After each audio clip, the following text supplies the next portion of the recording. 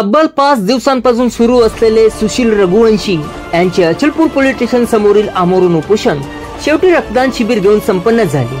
हिंदुत्वासाठी झटणाऱ्या सुशील रघुवंशी सह या समय शेकडो समर्थक उपस्थित होते। संकटे आली, प्रकृती खालावली, तरीही येणाऱ्या परिस्थितीचा सामना करीत उपोषण सुरू ठेवले। शेवटी चांदू बाजार येथील महाराजांच्या हस्ते आमरण उपोषणाची सांगता झाली।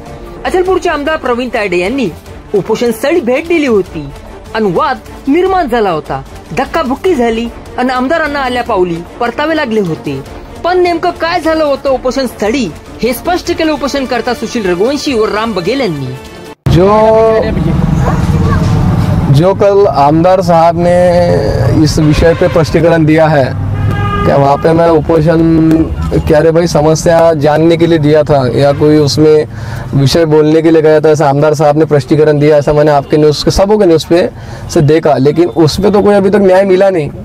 आज मुख्यमंत्री साहब का दौरा अमरावती में है ऐसा सुना, पता तो नहीं लेकिन है ऐसा सुना, लेकिन उसमें स्पष्टीकरण क्या हुआ, क्या समझा, क्या हुआ, क्या न्याय मिला, कुछ भी मालूम नहीं। इसलिए अब ना जाते हुए मेरे को आगे आना पड़ रहा, क्योंकि मैं उस टाइम देखो मैं यहाँ सोया था, आमदार साहब यहाँ खड़े थे, अदर पक्ष के लोग यहाँ खड़े थे, लेकिन वो पहले आए थे।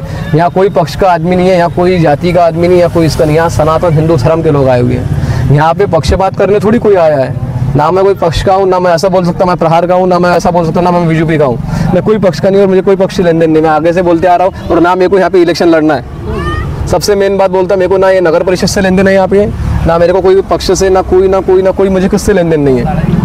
लेकिन बोलने का एक दायरा रहता है कि लोगों के स्पष्टीकरण में ये आ रहा है कि भाई सबसे मेन मुद्दा ये आ रहा है कि ये अभी इलेक्शन जो आगे है उसको देखते हुए स्टंट हुआ है, एक टंट बता रहे हैं, भगवान को टंट दिखा रहे हैं। जैसे मेरे पे 163(2) के अंतर्गत तो ये यहाँ पे थानेदार साहब के प्रस्ताव से एसडीएम साहब ने वो पारित किया था। साहब ने यहाँ आके ऑल रिकॉर्ड, मेरे पास में रिकॉर्ड है कि उन्होंने बोला था कि तुम्हारा 2 दिन के अंदर वो विषय खत्म हो जाएगा, थानेदार साहब नया प्रस्ताव भेजेंगे, वो जो ऑर्डर है वो कैंसिल हो जाएगा। जबकि मेरे पे 223 के अंतर्गत गुना दाखिल कर दिया साहब ने, यानी नोटिस का उल्लंघन करा, बड़े अधिकारी का न माना, इसलिए मेरे पे उन्होंने 223 के अंतर्गत गुना दाखिल कर लिया। जबकि मेरे को यहाँ आश्वासन दे के गए हो क्या ये ऐसा कोई होगा नहीं, फिर कहाँ गए, फिर मेरे पे गुना दाखिल कैसा हो? मेरे पास में कागज है, बताया जाए, मेरे पास में कागज है, 223 के अंतर्गत मेरे पे गुना दाखिल हुआ है। फिर न्याय किससे मांगना जब स्थानिक आमदारी साथ में दे नहीं रहा? मेरे को क्या करना पड़ता है यार, कोई पक्षों से कोई मतलब नहीं, मेरे को कोणाशीज मला कहीं मतलब नहीं और किससे मेरे को कोई लेन देन नहीं है। लेकिन न्याय के उम्मीद के लिए सब लोगों ने फ़ोन लगा दी, ये भी नहीं, नीचे भी महिला थी और वो महिला भी थी, उनके अंदर उन्होंने फ़ोन लगाया, तो थोड़ा सा एक स्थानिक आमदारी नाते से उन्होंने ये करने को होना था ना, थोड़ा बताने को होना था कि बात भी सुन ले रहे थे तो ठीक है। ये देखो मेरे को 223 के अंतर्गत मेरे को थानेदार साहब ने ये कराया, देखो जिसमें साफ पन्ने से लिखा है कि 223 BNS अनिवार्य गुन्हा दाखल करण्यात आलेला आहे। फिर कहाँ है ऑर्डर कैंसिल होता था तो ये गुना दाखिल होता था क्या? फिर ये मेरे पास में थानेदार साहब की सही के साथ में लिखा हुआ है। दूसरा एक लेटर है मेरे पास में, देखो ये आज शुभम कुमार साहब ने दिया, ये मेरे बोलो तो मेरे साथ में एक भाई है मेरा शुभम श्रीवास्तव करके, उनको ही इन्होंने आज नोटिस दिया, समझ पत्र, ये आपके सामने खोल रहा हूँ अभी, देखो ये उपविभागीय अधिकारी, इसमें लिखा है कि आपली चौकशी अहवाल SP ऑफिसला पाठवण्यात आली म्हणते। क्या गरज है इसकी? सब लीगली बैठा ना मैं उपोषण को, कौनती हानामानी करी मैं थानेदार साहब के साथ में, MPSC लेवल के आदमी के साथ में मैं इतना होनेमारी से बात करूँगा क्या? और वो गरीब बच्चा उसको फंसाने के, यानी यहाँ जितने बैठे उनको फंसाने के पीछे लगे हुए हैं। क्या करना, रास्ता ही नहीं रहना कुछ बोलने के लिए, क्या बोल तो इधर से भी एक सनातन के साथ में लड़ रहा है, हिंदू के साथ में लड़ रहा है, बाकी तो सब छोड़ गया, लेकिन हिंदू के साथ में लड़ रहा है यहाँ पे। क्या बोलूँ, जब जिससे थोड़ी उम्मीद थी कि ये आके अपना आँख पोंछेगा, ये आके अपना उपोषण तोड़ेगा, वही आके यहाँ झगड़े करके जाता है। मेरे को किससे कोई मतलब नहीं, 4 बार बोल रहा हूँ और अभी आखिरी बार भी बोलूँगा, मेरे को किससे कोई मतलब नहीं। लेकिन एक हिंदू धर्म के या सनातन हिंदू, मैं कोई धर्म से नहीं, लेकिन हिंदू धर्म के नाते उन्होंने यहाँ आना था। लेकिन वो आके वो देखा ना आपने, आपको वीडियो तो सब इधर वो सोशल मीडिया पे वायरल ही हो चुकी है, आप देखो उस पर मेरे को लोटे से भी वीडियो है, मैं कुछ बोला उस पर अभी तक है मेरी कोई प्रतिक्रिया?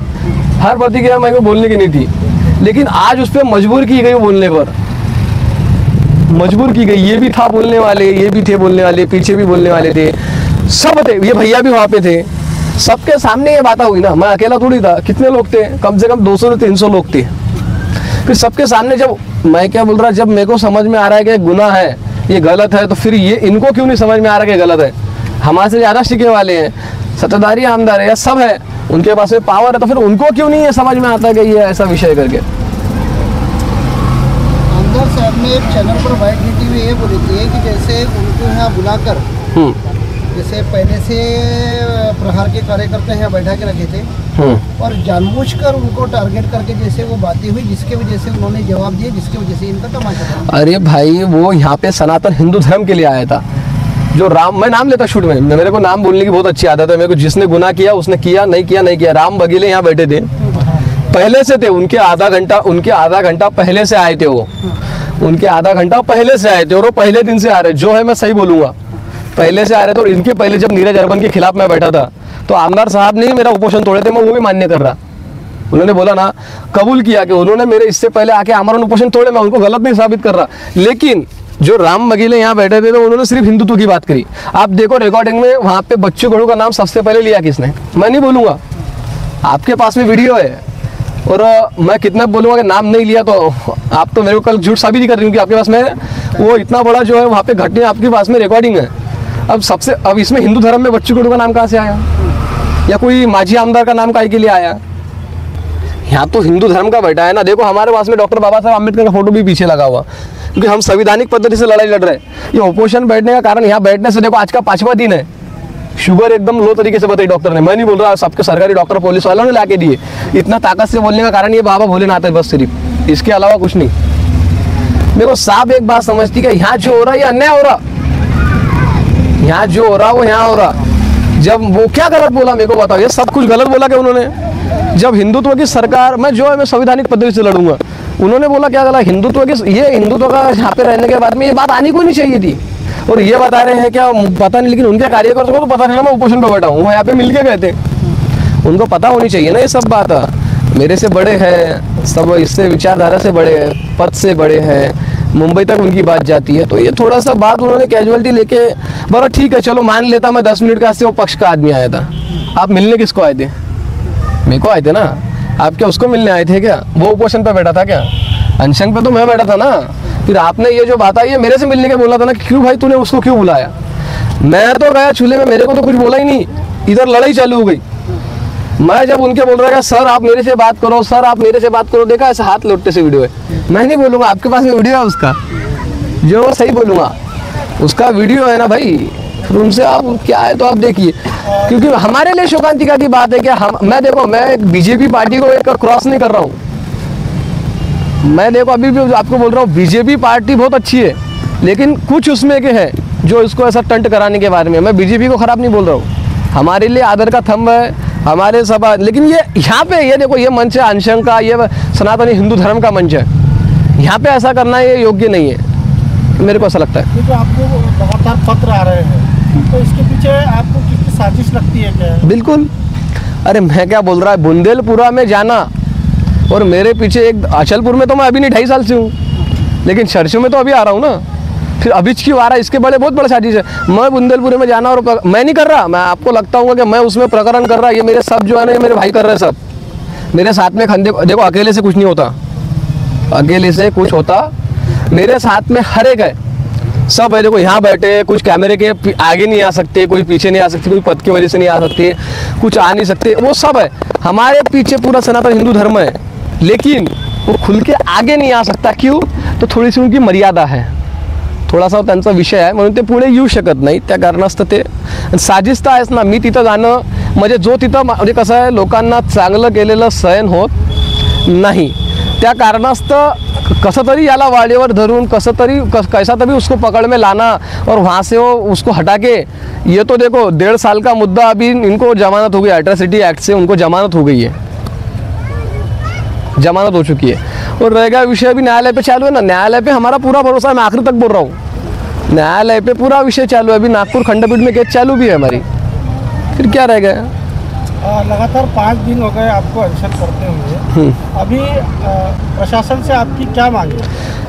प्रशासन से ये मांग है, देखो मैं आपको बता रहा हूँ 123 जो ये है 23 बोलते हैं ना, क्या है 125 नहीं 123 नहीं 123 मेरे को 74 के तरह नोटिस भी दिया उनने, 223 के इधर भी वो दिया, वो 123 का मेरे को जो मेरे पे प्रतिबंधक करा हो, 123 से क्या वाई फिलहाल की मालूम नहीं, लेकिन उसमें मैं हमसे मिला भी। आप मेरे को एक शूट में सवाल पूछ रहे तू न्यायालय में क्यों नहीं गया इसके विरुद्ध में, उसका उत्तर देता, आप ना पूछे मैं बोलता। लेकिन उसमें जाने का कारण है, मैं खुद एसडीएम साहब के पास में गया था, मेरे पास में पत्र व्यवहार है, उस पर इस्तीका थानेदार साहब ने भेजा कि वहाँ पे ऐसा ऐसा हो सकता। यानी थानेदार साहब को मैं सपने में आया था कि वहाँ पे ऐसा होने वाला है। बताओ ना मेरे को, कल वहाँ पे पता चलने वाला है कि ये ऐसा ऐसा बोलने वाला है करके। जो है सच की लड़ाई है, जो है सही की लड़ाई है। मैं थानेदार साहब को ऐसा दोषी नहीं समझ रहा, लेकिन जो हुआ उन्होंने नियम से करा, जो हो रहा वो नियम से हो रहा, जो बैठा मैं वो भी नियम से हो रहा। मैं तो उनके सामने बैठा हूँ ना। अनुचित घटना घडली उनने असं डाला क्या, पत्र सार्वजनिक पत्रकार परिषद घेऊन ते भाष्य करीत आहे, असं उसमें बड़े अक्षर में लिखा है। और सार्वजनिकता काही हिंदू लोकांसोबत राहून तिथे भड़काऊ भाषण करीत आहे, ऐसा उनके एसडीएम साहब के बोलने पर है। अरे भाई, सनातनी हिंदू धर्म में कलम 25 में हिंदू धर्म से बोलने में मेरे को संविधान पूर्णपणे अधिकार देता है, पूरा अधिकार देता है। मैं कलम बोल रहा हूँ। उसके बाद में कलम 18, कलम 19, कलम 24, 3 कलमा बोल रहा।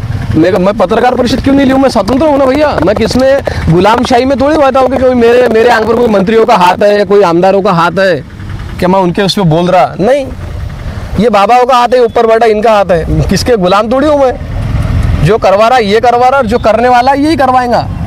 अब इतना बड़ा राडा हो रहा है, ये महाराष्ट्र लेवल पे बात गई, हर एक के फोन आया। मैंने कुछ बोला इसके पहले एक भी पत्रकार पर, मैंने जो हुआ सो हुआ, मैं उसको दबने का प्रयत्न कर रहा। लेकिन हमारे साथ कुछ आप देख रहे हैं, आप न्यूज़ पे, मैं तो रह गया चूल्हे में जाओ बोलते, लेकिन दूसरा ही विषय आ रहा है। अरे भाई, एक हिंदू धर्म के नाते अभी भी आए तो आपका स्वागत है, कोई भी नेता आया तो उनका स्वागत है, कोई भी आया तो स्वागत है। लेकिन कैसा है, थोड़ा सा वो बात रहती है, वो बात पे चलना चाहिए, मेरे को ऐसा लगता है। और ये शोकांतिका की बात इस मंच पे हुई है कि आज यहाँ पे आके ऐसा हो रहा है, यानी समझ लो कहाँ क्या हो सकता है, कुछ बोलते नहीं आता, समझने वाले को इशारा काफी है।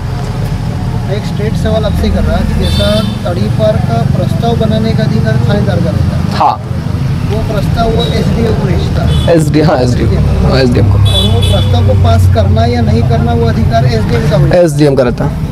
अब वो पास करेगा नहीं करेगा वो आगे का विषय है। आगे का विषय। जब वो आपको नोटिस आई थी, हाँ, तो एसडीएम का प्रस्ताव अगर पास भी करता, उसको कैंसिल करने का या उसको रोकने का वो अधिकार एसडीएम के पास में खुद के पास नहीं रहता है। नहीं, अगर उसने पास कर दिया है, हाँ, वो जाएगा विभागीय आयुक्त के पास में। हाँ। बाय प्रोसीजर आपको वहाँ जाना चाहिए था, तो डायरेक्ट आपने यहाँ पर जैसा इतना टाइम क्यों लिया? आपने इसके पास में क्यों लिए? ये सबसे मेन बात आपने पूछी। मैंने आपको पहले ही बोला था कि मैं जा रहा था, जबकि न्यायालय में क्यों जाऊँ मैं? मेरे को समझ लो, मेरे को वो मैंने करा ही नहीं। ये नहीं है, अगर आपने नहीं करे वो हम मान लेंगे कि आपने नहीं करे, हाँ। लेकिन न्याय मांगने के लिए आप न्यायालय में जाते कि जैसे आप पर अन्याय हुआ, हाँ, थानेदार साहब ने अगर कुछ अन्याय किए है, हाँ, एसडीएम साहब ने कुछ अगर अन्याय करे है, एसडीएम साहब से मिला मैं। सबसे पहली बात, मैं एकदम से यहाँ नहीं बैठा, मेरे पास में उनके सही सिक्का है। मैं एसडीएम साहब से मिला, उनको रिक्वेस्ट किया, उनको 61 जो है, ये है इसमें संविधान में लिखा है, मैं नहीं बोलता। देखो ये जो 61 ये है नोटिस है, इसमें देखो 163 के अनुसार मेरे को उन्होंने नोटीस दिया। वैसा वही नियम में 163 में लिखा है की कोणत्याही दंड अधिकाऱ्याने किंवा त्याने स्वतःने किंवा त्याच्या दुय्यम अधिकाऱ्याने किंवा कोणत्याही पद अधिकाऱ्याने तो जर आदेश केला असेल तर त्याला स्वतः खंडित करता येते व त्याला फेरबदल करता येते। ये एसडीएम के पास में पावर है, विभागीय आयुक्तालय के पास में भी पावर है। लेकिन जब यही बात नहीं मान रहा, प्रशासन अपने से लड़ नहीं रहा, एसडीएम के पास में भी आप जा रहे हैं, हाँ, तो तत्काल वो आपको रिजल्ट देगा नहीं, उसकी भी तारीख लगती, हाँ, हर तारीख पर अपने प्रोसीजर के हिसाब से आपसे डॉक्यूमेंट, हाँ, आपको जवाब देगा। हाँ, तो वह प्रोसीजर इस तरीके से काम क्यों? हाँ, क्यों नहीं किए? जब मैंने पहले लीगली उनको पत्र दिए, वकील साहब के थ्रू गया था मैं, उनको दिए, विभागीय आयुक्तों को जो आप बोल रहे हैं ना, उनको भी पत्र दिए। मेरे पास में सही सिक्का है, मैं झूठ नहीं, मेरे पास में कागज है सब, मैं डॉक्यूमेंट शिवा कुछ भी नहीं बोलता, मेरे पास में A to Z डॉक्यूमेंट है। और साहब का बोलना ये आया है कि जब प्रस्ताव निकाला जाता है तो प्रस्ताव को मैं कैंसिल नहीं कर सकता, लेकिन पुलिस प्रशासन का प्रस्ताव है तो अब पुलिस प्रशासन नए से वो प्रस्ताव बनाए कि इनका कोई गरज नहीं, मैं वो कैंसिल कर देता। ऐसा दोनों भी अधिकारी का बोलना है, लेकिन फिर वो दोनों भी सुन नहीं रहे, इसलिए मैं आज अनशन पर, मुझे 9 तारीख को अनशन पर बैठा। ये कारण है उसका मूलभूत। जब सुन ही नहीं रहे तो मैं कहाँ जाऊँ? न्यायालय में जाऊंगा तो 15 दिन तो हेयरिंग को ही लग जाएंगे, तब तक के 12 तारीख, अब कल मेरा वो खत्म हो गया, 12 तारीख तक। देखो उसने भी बता था, आपने उन्होंने षड्यंत्र क्या रचे, सब 1 से 81 लोगों तक के ये प्रवेशबंदी के आदेश करे थे, 1 से लेके 81 जनों तक के। फिर उनको तारीख कब तक की थी? सिर्फ 6 तारीख तक की, पिछली 6 तारीख तक के। और मैं अकेला मात्र हूँ जिन्हें 12 तारीख तक के उन्होंने प्रवेशबंदी के आदेश करे, मैं अकेला। फिर मैं इतना बड़ा आरोपी हो गया क्या? मैंने बैंक लूट डाला क्या, मर्डर कर डाले या क्या कर डाला मैंने? मेरे को नुकती मेरे पे शादी 144 कलम लागू नहीं है, मेरे पे कुछ अभी तक के एक गुना दाखिल नहीं है। अभी ये अचलपुर साहब ने, जो थानेदार साहब ने, इन्होंने गुना 123 का दाखिल करे। बताओ आप। यूट्यूब में आप देख सकते। दादा आप बैठो नहीं, वो उनकी पता नहीं क्या मनस्थिति थी उस टाइम में। फिर उसके बाद में मैंने उनको निवेदन दी, उन्होंने निवेदन पढ़े भी नहीं, निवेदन ढंग से लिए भी नहीं। उसके बाद वो बात भलते विषय में चले गई। मैं बोलती है कि अगर अपन किसी जनता के अगर प्रतिनिधि है तो एक अपना उसके प्रति, वो उस जनता के प्रति अपनी सहानुभूति होनी चाहिए। और उसके बाद में वो इतने इन लोग आवेश में आ गए कि वो उपोषणकर्ता को इन्होंने धक्का कर दिया। जो पेशेंट है उसको यहाँ से हमको तुरंत लेके जाना पड़ा, भागना पड़ा। इतनी मतलब बुरी कंडीशन आ गई थी यहाँ पे। जो महिलाएं थी उनमें आक्रोश आ गया इस चीज को देखते हुए कि वो बच्चा हमारे लिए। मैं खुद उनसे माफी मांग रहा कि भैया तुम बैठ के बात करो। देखा आपने वीडियो में है, मैं खुद बोल रहा हूँ भैया मेरे को बोलते जा। अरे मैं तो इस मतदार संघ का नहीं हूँ, लेकिन एक संस्कृति रहती है अदर मतदार संघ से कि कोई बाहर से भी आता तो उनका स्वागत करना चाहिए। ये तो अलग बात हो गई। ये क्यों आया ये पूछ रहे भाई। नाराजगी भी खत्म हो जाती थी अगर एक बार हमारा कोई धर्म से मतलब नहीं, हमें आमदार से अभी भी दोष नहीं, लेकिन बोलना तो चाहिए ना। नाराजगी तो कुछ थी ही नहीं ना, यहाँ तो विषय ही दूसरा हो गया था। हालांकि ये कोई हमारे साथ में इनको मतलब ये प्रहार के तरफ से स्टैंड करने नहीं आए थे, ये रोज हमारे साथ घूमते, ये हमारे भाई है। सारे पत्रकार मतलब देखो मैं आपसे बोलता हूँ, मेरा बचपना तुम्हारे सामने जा रहा, बाकी सभी जनों के। मोनी भैया तुम भी देख रहे, राठौर साहब तुम भी देख रहे। उन्होंने जो आमदार साहब ने जो टिप्पणी करे, हमारे को हमारा हिंदुत्व सिद्ध करने की आवश्यकता नहीं, हम ऑलरेडी सिद्ध है। भगवती की कृपा उसी भी प्रसिद्ध है, कोई हिंदू तो बताने की जरूरत नहीं है हमारे को। लेकिन हम बैठे थे हमारे धर्म कार्य को लेकर, हमारे को अधिकार है हमारे धर्म के प्रति लड़ने का। हमारे को कोई राजकारणी को स्टैंड करना नहीं है, हमारे को इतना बड़ा इलेक्शन लड़ना नहीं है, इतना बड़ा लीडर भी नहीं बनना है। जब इतने बड़े बड़े स्टैंड करेंगे, और हम हमारे धर्म की जगहों पे बैठे थे, हमारे को सिर्फ उनसे ये अपेक्षा थी कि ये उपोषण को न्याय मिले। सरकार अभी हिंदुत्व का है, गली से लेके आप दिल्ली तक का हो, और आपके रहते पे अगर ये उपोषण मंडप को अगर न्याय नहीं मिला तो किससे अपेक्षा करेंगे आप बताओ? अपेक्षा हम आपसे करेंगे ना, आप सत्ता में हो तो आपसे अपेक्षा करेंगे। तो हम तुमको यही बोले कि भैया आपके रहते पे हम ये उपोषण मंडप को न्याय दो, लड़के को यहाँ बिठा लो मत, ज्यादा दिन तक कहीं भी बेचारा इसके घर को जाता सब अपने काम से। तो ये कोई स्टैंड नहीं है, यहाँ दूर दूर तक का किसी पक्षी का किसी पार्टी का कोई नाम नहीं है। तुम जबरदस्ती तुम्हारे मुंह से बोल दे रहे, हमने तो बोली थी। उसके बाद में हमने बोले थे क्या कुछ, अगर एक बार आप आ जाते 5-10 मिनट दे देते तो ये आपका बड़कपन होता। हम छोटे हैं, आपका बड़कपन होता नहीं है। उसके बाद में आज देखो 3 दिन हो गए, कोई किसी की तरफ से कोई रिस्पांस नहीं है। मैं तो सीधे बोल रही, तो अंदर को इतना तरी समझना चाहिए कि जो उपोषण करता है, चलो ठीक है तुम जो आपके होड़ होगा आप नहीं समझ सके, लेकिन जो उपोषण करता है तुमने उसको तरी विचार विमर्श करके, हाँ भाई हमारे से नहीं बात करना था कि रुक जाओ आप 5-10 मिनट बाद, तुम्हारे से बात नहीं करना चाहता।